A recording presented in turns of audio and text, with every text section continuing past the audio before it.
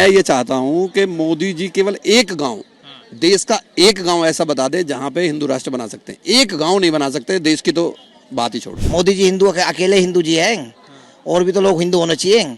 दलितों को तो हिंदू बताते ही नहीं है। वोट लेने वक्त बताते हाँ जी, वोट लेने के लिए बताते हैं, वैसे तो उनको जातिगत बताते हैं। जब कहते हैं कि जनगणना करा दो, जब जनगणना कराते नहीं है। बाबा साहब ने एक बात कही थी, जब आपके हक अधिकार अगर ना मिले ना तो उसको छीन लो। बिना संरक्षण के कैसे रुक सकता है? एफआईआर होने के बाद में एफआईआर होने के बाद तो अरेस्ट हो जाना चाहिए था, और ये हाँ पॉस्को के तहत हो जाना चाहिए था। अब हमारी जो महिलाएं खिलाड़ी, कोई साधारण महिलाएं नहीं है। इनको मोदी जी बड़ा तस्वीर खिंचवाए थे 2019 दो हाँ, अब भी खिंचवाने के लिए तैयार हैं यदि वो उनके पक्ष में आ जाएं तो। इंसाफ इस देश के अंदर अब मिलना बहुत मुश्किल हो गया। ये शासन इनकी अपनी मर्जी से चल रहा है। अमित शाह जी जैसे चला रहे हैं, मोदी जी जैसे चला रहे हैं। ये लोग जो हैं अपने मन मुताबिक काम कर रहे हैं, जो उन्हें अच्छा लगता है उसके हिसाब से वो काम करते हैं। बाकी कोई ऐसा नहीं है देश के अंदर विकास का कोई कार्य हो, किसी का मान सम्मान का कार्य हो, कुछ नहीं कर पा रहे हैं। जंतर मंतर पर प्रदर्शन चल रहा है। भीम आर्मी के लोग, बहुजन समाज के लोग या अंबेडकर के जो विचारों को तो पूरा देश मानता है, मगर उस अंबेडकर के विचारों को पिछले कई सालों में खुरे देने का काम किया जा रहा है। और लगातार ये आंकड़ा बताया जा रहा है कि इतने साल बाद हिंदू राष्ट्र हो जाएगा, उतने साल बाद हिंदू राष्ट्र हो जाएगा। मगर देश को समझना होगा कि देश संविधान से चल रहा था और देश संविधान से ही सुरक्षित तरीके से चल सकता है। सर क्या नाम है आपका? सर मेरा नाम दीपक वैद है। सर कहाँ से आप आए हैं? मैं दिल्ली से ही हूँ सर। तो सर ये बताइए कि ये जो लड़ाई आज चल रही है, ये सिर्फ जो है पहलवानों की लड़ाई है या ये जो है संविधान बचाने की भी लड़ाई? ये सर पहलवानों की भी और संविधान बचाने की भी है, दोनों ही लड़ाई चल रही है।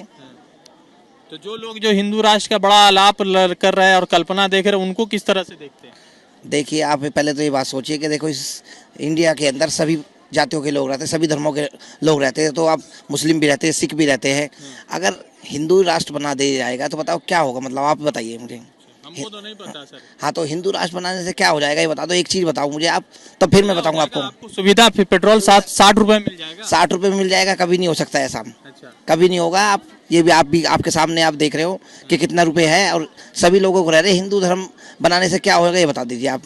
हाँ जी। तो ये बताइए कि जैसे अंबेडकर के जी का जो सपना था कि देश जो है संविधान से चल रहा था और अभी भी संविधान से है, मोदी जी लगातार कहते हैं कि हम इस संविधान को ही मानते हैं। मगर वो लोग जो पटना में जब होता है और हिंदू राष्ट्र का बिगुल वहां से बजाने की बात होती है, तो मोदी जी या ना ही भाजपा किसी तरह का कोई भी उनके ऊपर कार्रवाई नहीं करती है। पहले तो सर ये बताइए मुझे, हिंदू कौन है? हिंदू मोदी जी हिंदू है, और दूसरे लोग भी तो हिंदू होने चाहिए। दूसरे लोग को तो हिंदू नहीं बताया जाता। मोदी जी हिंदू अकेले हिंदू जी हैं, और भी तो लोग हिंदू होने चाहिए। दलितों को तो हिंदू बताते ही नहीं है। वोट लेने वक्त बताते हाँ जी, वोट लेने के लिए बताते हैं, वैसे तो उनको जातिगत बताते हैं। जब कहते हैं कि जनगणना करा दो, जब जनगणना कराते नहीं है। अच्छा बताइए, अगर गलती से हो गया तो? गलती से होगा नहीं वैसे। अच्छा। क्योंकि देखिए, इस देश के अंदर सभी जातियों के लोग रहते हैं, सभी धर्मों के लोग रहते हैं, तो होगा नहीं है। तो ये जो बाबा बार बार चिल्ला रहे हैं अलग अलग जगहों से, बाबा अलग अलग चिल्ला रहे हैं, बाबा के चिल्लाने से क्या होगा बताओ? हाँ जी, इतने ये 140 करोड़ का लोगों का देश है, तो इसमें सभी लोगों की वोट ली जाएगी जब होगा। ठीक है। क्या नाम है सर आपका? मेरा नाम चंद्रपाल है। जी सर, चंद्रपाल जी कहाँ से आए आप? मैं दिल्ली से ही हूँ। तो संविधान बचाने के लिए आए हैं या आप भी सियासत करने के लिए आए हैं? नहीं नहीं, यहाँ संविधान बचाने की बात है। संविधान रहा कहाँ है? मोदी जी संविधान की बात ही नहीं करते हैं। अच्छा। संविधान के खिलाफ काम करते हैं। यदि संविधान होता है, एफआईआर हुए काफी टाइम हो गया, अभी तक भी उनको अरेस्ट नहीं किया गया है। तो क्या लगता है कि ये जो लगातार ये कहते हैं कि हम बेटी बचाओ बेटी पढ़ाओ की बात कर रहे हैं, तो ना बेटी को बचा रहे हैं ना बेटी पढ़ रही है, तो किस तरह से ये शासन चल रहा है? ये शासन इनकी अपनी मर्जी से चल रहा है। अमित शाह जी जैसे चला रहे हैं, मोदी जी जैसे चला रहे हैं। ये लोग जो हैं अपने मन मुताबिक काम कर रहे हैं, जो उन्हें अच्छा लगता है उसके हिसाब से वो काम करते हैं। बाकी कोई ऐसा नहीं है देश के अंदर विकास का कोई कार्य हो, किसी का मान सम्मान का कार्य हो, कुछ नहीं कर पा रहे हैं ये लोग। अच्छा, तो क्या लगता है कि इन 8-9 सालों में कितना देश जो है लोकतांत्रिक तरीके से कमजोर पड़ा है? लोकतांत्रिक तरीके से मैं ये कहना चाहूँगा कि लगभग ख़त्म ही हो चुका है। जो थोड़ी बहुत जान है देश के अंदर, वो कुछ चंद लोगों की वजह से है। जो ईमानदार लोग हैं, उनकी वजह से देश अभी बचा हुआ है। अच्छा, तो क्या लगता है कि अगर हिंदू राष्ट्र की जो ये कल्पना देख रहे हैं, कुछ पूरा होगा? नहीं, हिंदू राष्ट्र में मैं ये चाहता हूँ कि हिंदू राष्ट्र में SC ST OBC कहाँ पे होगा?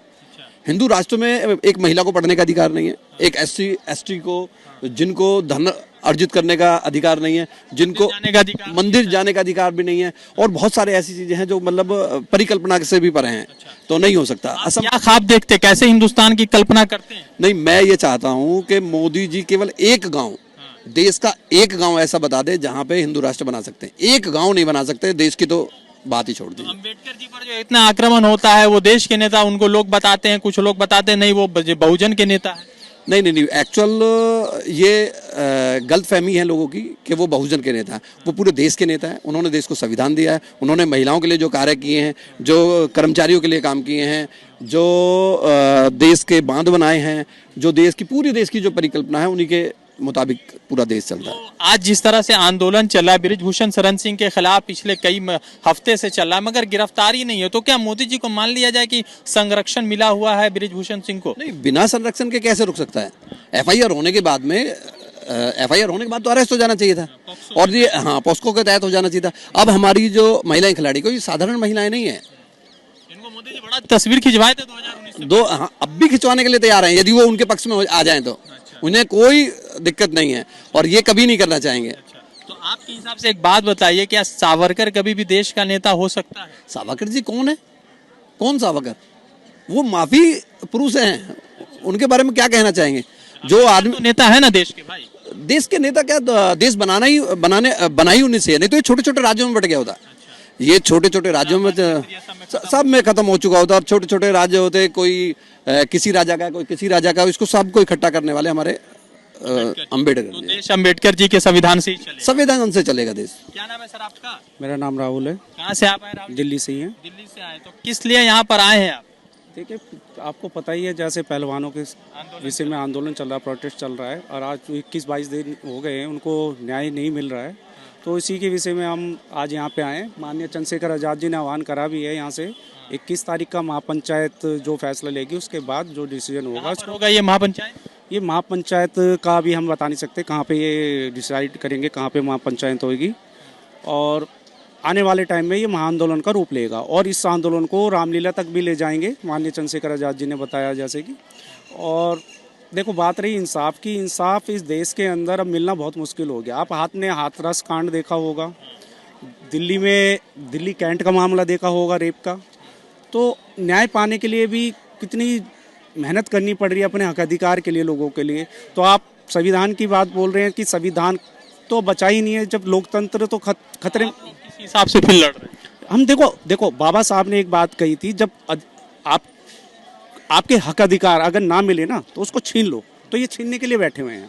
आप लोग अधिकार छीन लीजिए। छीन लेंगे, जब मिलेंगे नहीं तो छीनना पड़ेगा। यार बुलडोजर का चलवा देते लोगों पर कि उड़ा दी। देखो, सत्ता में है, पावरफुल लोग हैं, तो बुलडोजर क्या, वो तो कुछ भी चलवा सकते हैं, गोलियां भी चलवा देंगे हमारे ऊपर। तो इस गोलियों से डर नहीं लगता? देखो, हम संघर्षशील लोग हैं, भीम आर्मी के, और ना गोलियों से डरते। आपने इतिहास उठाकर देखा होगा, जितने भी आंदोलन रोड पे करती है वो भीम आर्मी करती है।